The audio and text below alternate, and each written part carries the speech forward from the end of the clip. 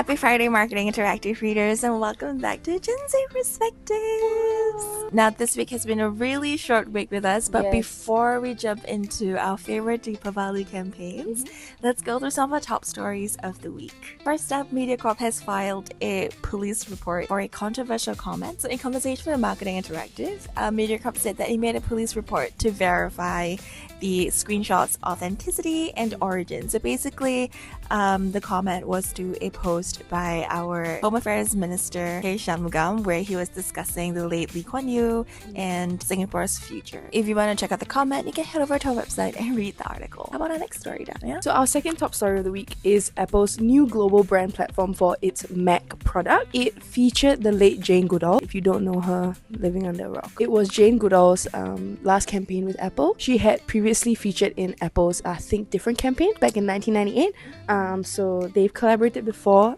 This was her last campaign before she passed away. The whole video itself was really touching and really inspiring. So it started with, a blank cursor on your MacBook. On a blank page on the MacBook, and basically showing how creativity starts from a blank page and it starts from nowhere. So I thought that was really inspiring. It was nice to be able to hear her voice in an Apple campaign. Our next story, now this is something that I'm quite excited to talk about because I feel like we don't see a lot of Deepavali campaigns. Yes, I think we were just talking about this in the newsroom the other week. Yes. So whenever there is a good one, we have to talk about it. And I gotta say, the good ones are all from Malaysia. Yeah, and they're honestly so funny. I think growing up, I'm so used to seeing Deepavali campaigns being like Festival of Lights, lamps.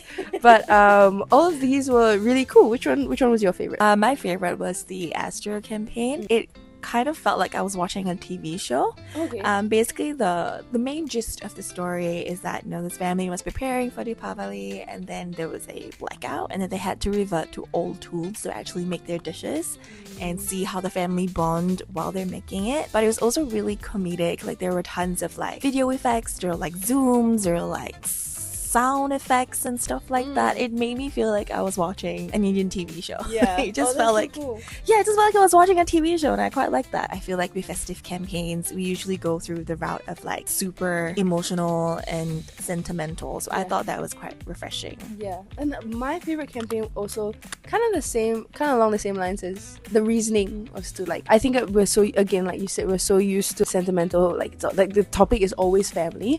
But my favorite Deepavali campaign was actually Julie's Deepavali campaign. So it centered around family, but it took on a different approach. For example, the first interaction you have with an auntie when you walk through a door in a family gathering, instead of her immediately asking oh, why are you wearing that? The video shows her being stopping herself and being okay, don't, you're the cool aunt, don't ask that. And then it shows the perspective of the young girl who's oh no, she's also panicking. She's oh no, he's gonna ask me and stuff like that. So it basically showed a different side of connection and connectivity in family. So I thought that was really nice. And if you think we've missed a few Singapore-born Deepavali campaigns, let us know in the comments and we'll be happy to check them out. Yeah, and we'll catch you next week on Gen Z Perspectives. Bye!